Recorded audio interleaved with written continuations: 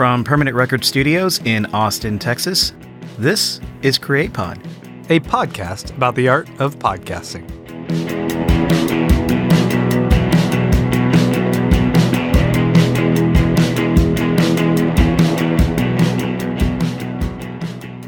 Welcome back to Create Pod. I'm Mike Moody.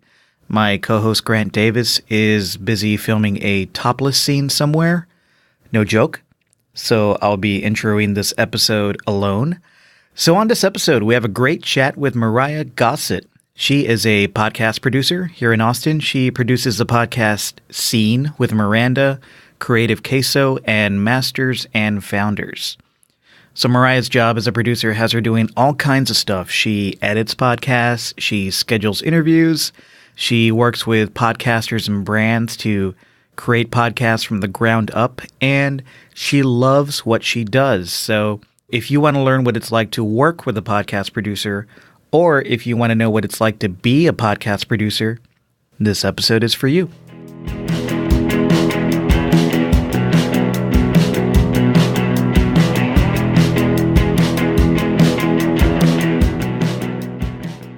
Tell us about what you do in the podcasting space.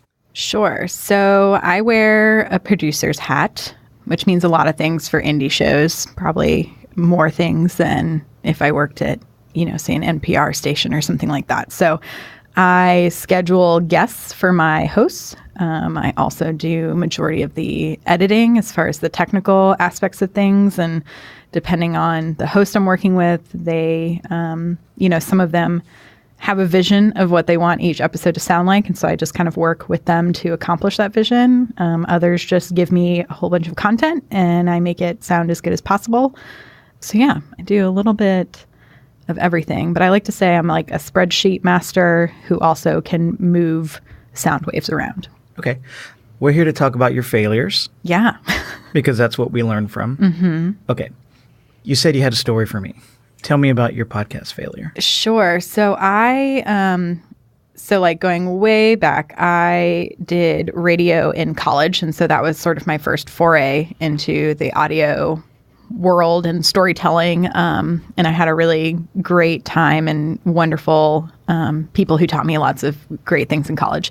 And then I graduated at the height of the recession, which meant that there were no jobs and plenty of unpaid internships. But unfortunately, I didn't come from loads and loads of wealth, so that wasn't an option for me. So I kind of jumped into working in marketing for nonprofits just because it was a way to make an okay amount of money and not feel like I sold my soul. And so I kind of started getting the itch 3 years after college to really start working in audio again. And so I was like, well, I have no money, so I'm just going to grab my GarageBand. I bought a little $200 microphone and I was like, I got this all by myself. Don't worry about it. And, I probably didn't have the strongest concept for a show. I think that was mistake number one. What was the concept? So it was just called Hey Ladies. And my whole concept is I interviewed interesting women. That's not bad. Right. I mean, it's a little general, but it's not bad. Yeah. So it was very general. Luckily, I ended up making a lot of really great contacts that way, just because it was a way for me to ask people that I admired if I could have a conversation with them. I think of it as like the lesser version of how Judd Apatow somehow managed to get a lot of people to let him interview them when he was younger. But I think the biggest mistake was then it was kind of like the election stuff was starting. And so I was like, oh, I want to cover like the protests that are happening. And I want to like do these little mini episodes about like things that are happening in Texas. It was like when Wendy Davis did her, filibuster. And so there was all of these kind of exciting things happening. And then the gubernatorial race was happening in Texas. And so I started trying to cover some of those things in little in-between episodes between the interviews. And it just became like far too much for one person. So I just had like way too many ideas and was trying to synthesize them into one show that I was managing by myself. And so it just became like way too much. I was not organized. And it got to the point where I just like couldn't keep up with my own production schedule because I just kept going and recording tape and more tape and more tape and didn't have a plan for any of that tape and had already started pushing out episodes. And so I think in retrospect, what would have been smart is just to say, hey, I'm just going to record a lot of stuff. I'm going to see where it all ends up. and then maybe I'll do something with all of this tape, instead of trying to put something out at the same time as recording stuff, because then it just became very disjointed. So where did that project ultimately end up? How many episodes did you produce? What did you do with all that tape? So I think I put out 5 or 6 episodes in total, with maybe 3 mini episodes. I forgot what I even called them.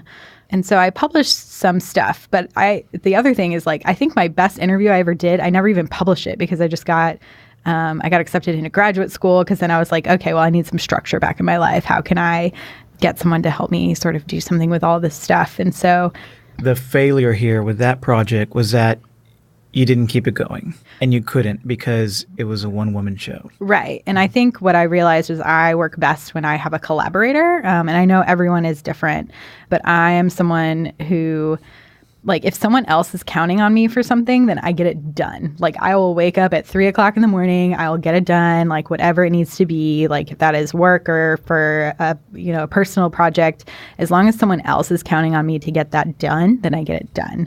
Which on a person, my therapist has a lot of feelings about that. But well, it sounds like you're telling me the story of why you're now a podcast producer and working for other people and getting their projects done. Exactly. Okay.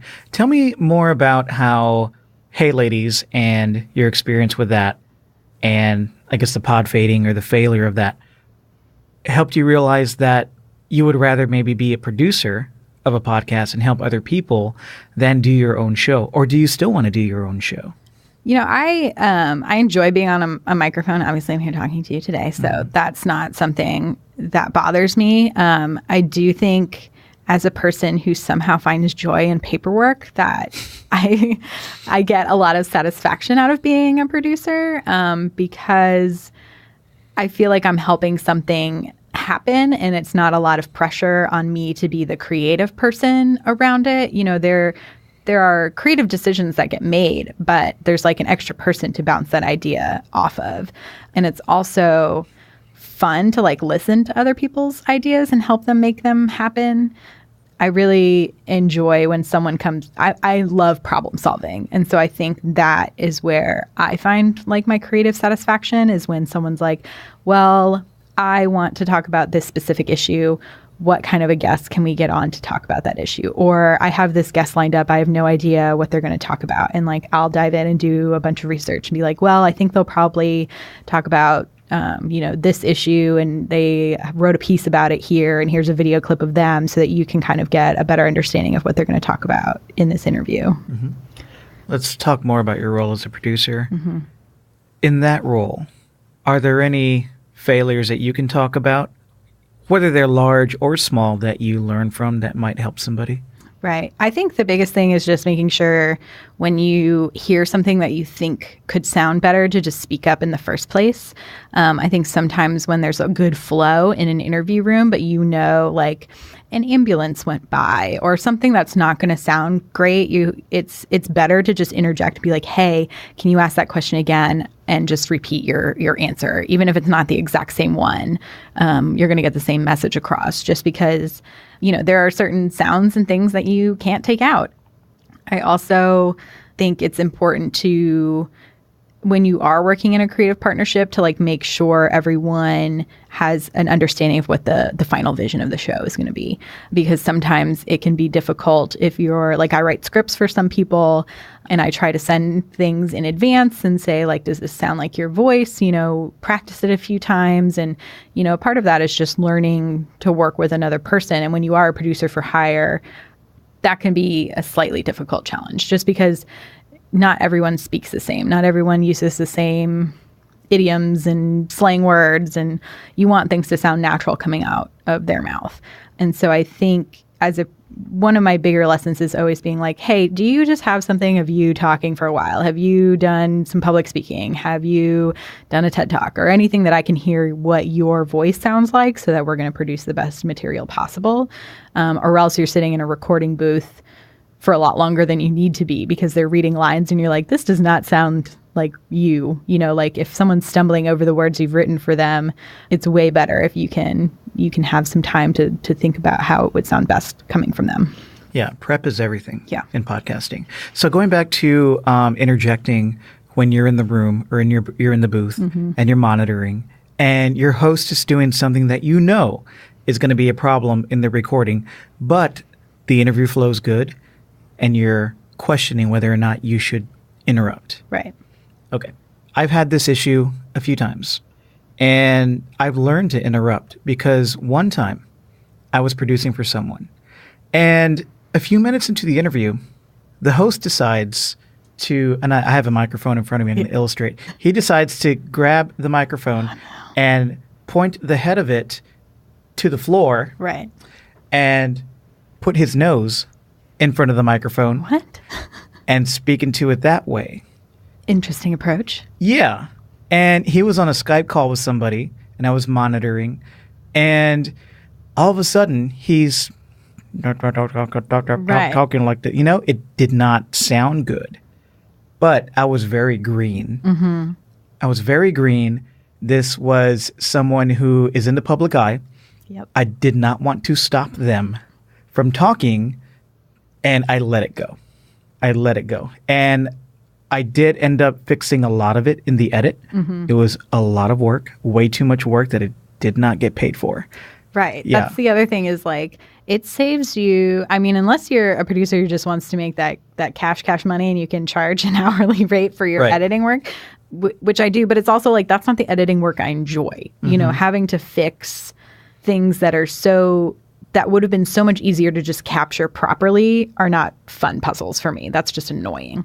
You know, I'd rather be like, oh, how can we tell this story in the best arc possible? That's a fun puzzle. Not how do I take out this ambulance that's running behind you or take out whatever someone's done on a microphone. Mm-hmm. Yeah, agreed.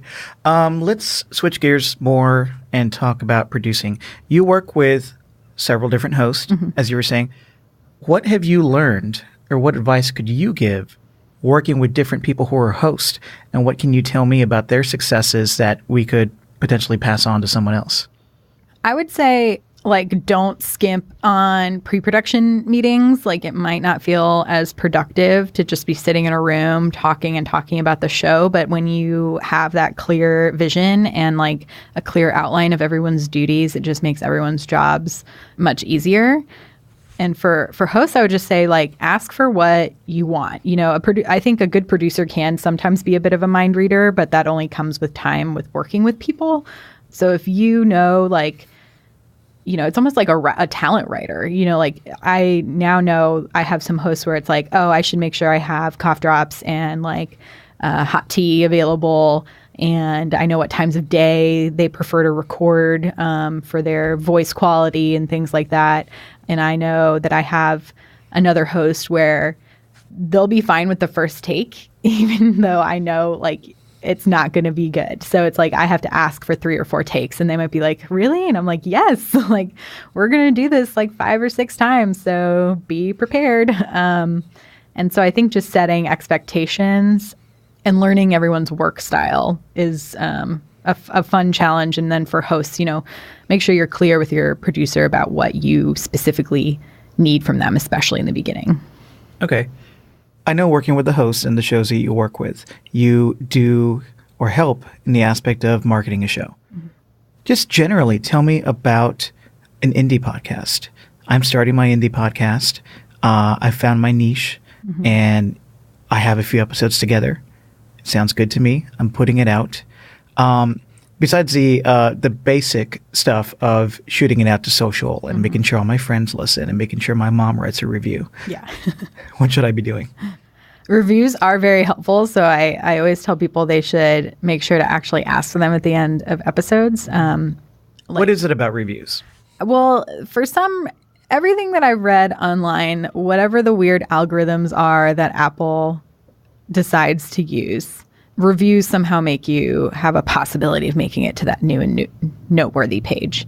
But I've seen it go both ways because, like, one of my favorite shows, they have like hundreds and hundreds of reviews, and I've yet to see them ever on the new and noteworthy. I don't know why. Sometimes I do think they just reserve it for if it's coming from a bigger network, which is slightly annoying. But I would say for indie shows is like, don't get discouraged because those numbers are not going to look good at first. As in download numbers? Yeah. Okay. Like most shows, if you break over 100 listens per show, like you're doing pretty well for an indie show. It is a very saturated market. Like there's over 500,000 shows on Apple right now. So you can do as much as you can, but that's a lot of space to try to carve out for yourself that's not super organized yet. It's not like television where you can go to Bravo and watch your I don't have to care about reality TV, So it's still a bit of I hate this term because everyone uses it, the wild, wild west of podcasting. But things that you can do are like go to networking events, because if people and print out little cards, like one of the shows I work on, we have little square business cards. It cost us like $70 for 500 of them, and they look good. And we just pass them out everywhere we go. So you're talking FaceTime with people. Like face to face, because word of mouth is honestly still to qualify any of this, I did my master's in media and marketing. And so like a recommendation from a person is still the best marketing tool. And so one of the shows that I worked on, we put up like a mini trailer in our first episode right before South by Southwest. And then we just like hustled at South by Southwest and passed out cards and talked to people and networked and got other podcasters to listen to our show in hopes that they would recommend things, which I think as a community we could all get better about doing. I think there's still a lot of competitiveness in the market, which I get, but I think if we want to like raise the tide and all of the boats with us, then we have to start like shouting from the rooftops other shows that we enjoy, so that other people will find them. And then live events are also really great if that's a possibility for you, or find something that's going on in your town that you can jump on. So if there's like a live storytelling show, see if you can tell a story from your podcast, or just do something, have a table there. Find the communities that'll be interested in your work. The other thing is being on other people's shows is super, super helpful. And I know like on shows I've been on, we've had other podcasters on, and there's always that hope that everyone's going to cross promote. And sometimes that doesn't happen. And you just have to kind of go with it. But it's something like most shows average less than 100 downloads per show. If you're over 200, you're in like the top 10% of podcasts, which doesn't sound, that stat sounds great and looks good if you're trying to get advertisers like, yeah, we're in the top 10% of all shows on iTunes. But yeah, you're not going to be Ira Glass overnight. No, I like to tell my clients who say, well, I'm only getting 100, 200 downloads an episode. Mm-hmm. And they have a frown on their face.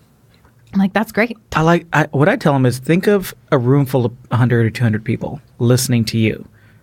Does that change your perspective? And it does. Right. They're like, that's right. I'm not thinking about those individuals. I've never had an audience that big. No, you haven't. Now you do. Right. And if you keep going, you can grow it. Exactly. Why would somebody do a season-based show other than, you're doing a fiction podcast and you have a certain number of episodes like a TV show? Mm-hmm. I know one of the shows that you produce is an interview show, mm-hmm. but you have seasons. What was the idea behind that? I think mostly it's that we're both people who still have to work full-time jobs to pay our bills. And so having a set time to like take a step back, review what we did, and then decide what we want to do moving forward. We also have been taking some of our time off to enter competitions and things like that, just to see if there's a realm of possibility of getting some more support for our show.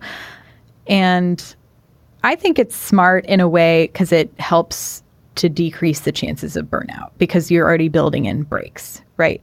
I know some shows put out like 2 seasons per year instead of just 1. And I think that just totally depends on your bandwidth, and kind of going all the way back to our first conversation about failure. I think a lot of the reason why I stopped doing the show is like my first show was just I ran out of time and energy and didn't have anyone else that was there to kind of help relift the spirit and re-energize like the creativity around it, which is one of the reasons, like as a producer, getting to know your host and knowing what their re-energizing moments are, right? Like some people need to spend time alone and by themselves and not working on things. Some people get more energized by grabbing onto even more creative projects and doing way too much. that would be me. So it's like, you have to know what works for you and your structure and what's going to make you happy. Because if you're not happy while you're producing the work, then what's the point? So it sounds like while you're doing your first show as a host, what would re-energize you potentially and make you happy and maybe help you keep going would have been to have somebody else there helping you. Yeah. Can you imagine if you did have, say, the perfect partner or the nearly perfect partner who was helping you produce this show? How would we be talking about that show now? What would that experience have been like for you? Oh, man. I mean, at this point, I hope I would have interviewed Michelle Obama or something, but a girl can dream. But I think it's just something that would have continued to evolve, because even in the limited conversations I had, it was really funny where these people would come in and they'd know, the premise of the show I told them was, I'm just interested, it's called Hey Ladies. I'm talking to women about their experiences in the world. And the interview I never posted. But Sabrina, she was just like, I totally thought you were just going to ask me questions about what is it like to be a woman in the music industry? And I was like, no, I just want to know what it's like to be you, because that's who you are.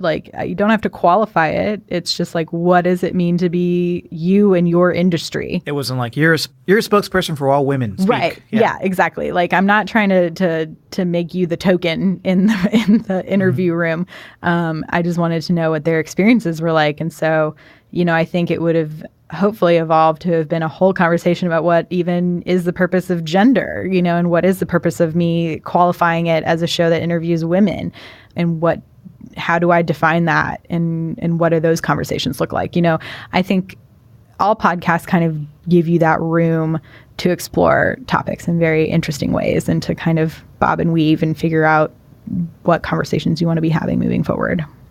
You talked about being more generous in this space, people recommending each other, cross-promoting. What are some of the shows that you like and inspire you, that you want to talk about, and that you tell people you have to listen to this show? Right now, I'm obsessed with Zigzag. Have you heard of that one? I just started it. Yeah, they're only 4 episodes in, but it's 2 fantastic creators. And it's been really interesting to listen to their experiences coming. So they came from WNYC, and now they're starting their own company, very a la Gimlet and startup. They're kind of documenting the process, and they shout that out. They're not trying to hide the fact that they took inspiration from that.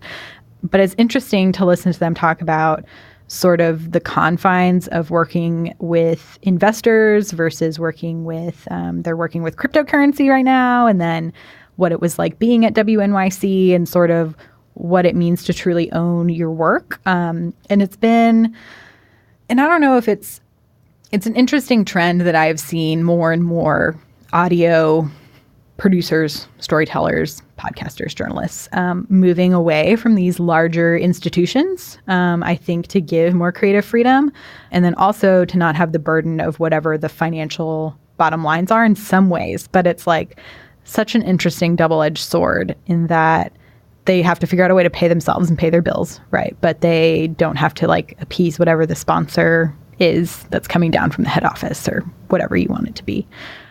So it's weird to see. This is a total tangent off of what my shows are, or what shows I like. But I just think it's so interesting that in this short amount of time that podcasting has been around, we've already jumped into what television has done.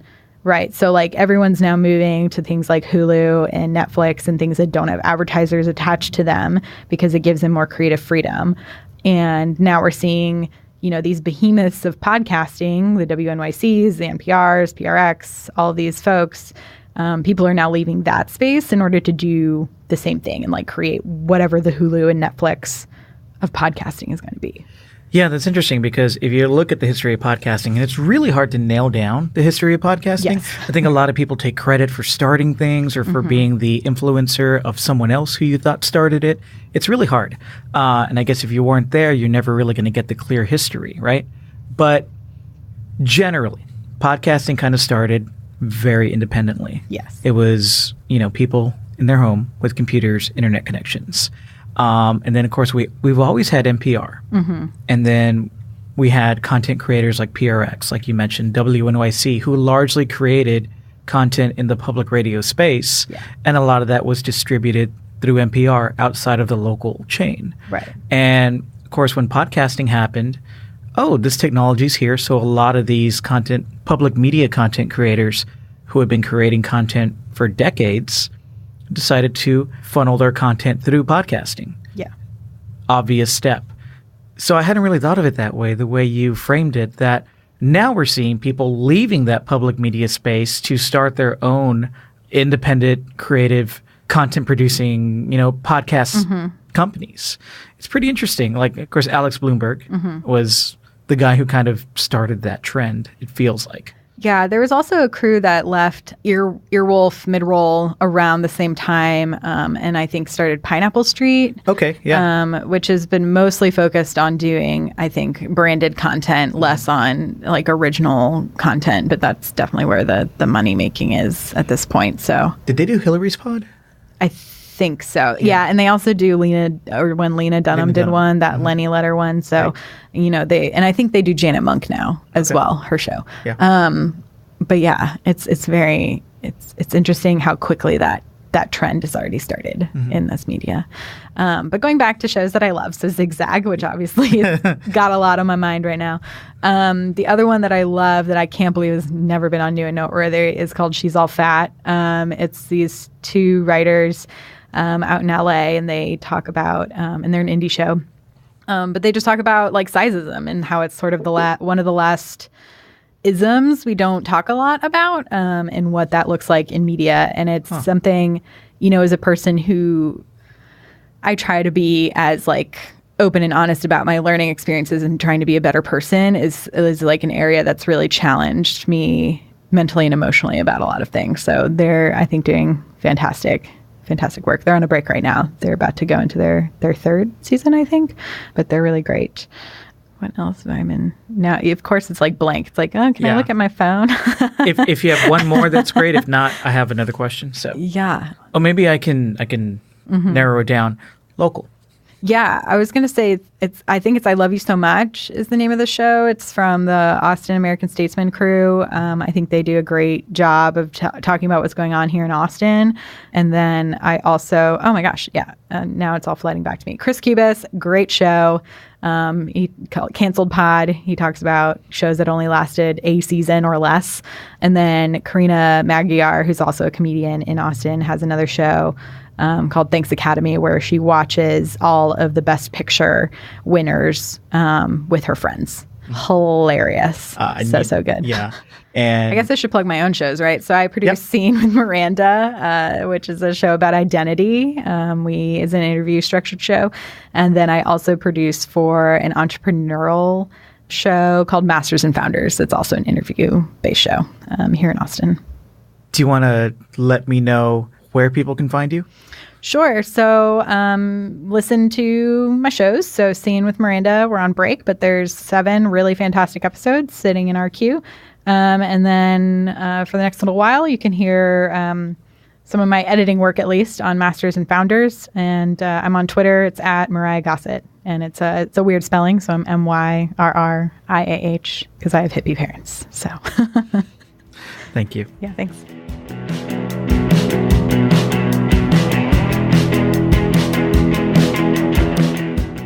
All right. Thanks for listening. We'll be back in a few weeks with another episode. Please drop by createpod.atx.com and please subscribe, rate, and review the podcast on Apple Podcasts. You can find our link to Apple and links to all of our social stuff at createpod.atx.com. And if you're looking for a great podcast studio here in Austin, visit us at Permanent Record. That's Permanent RCRD.com. We would love to help you record a great sounding podcast. Okay, that's all we got, and I love you.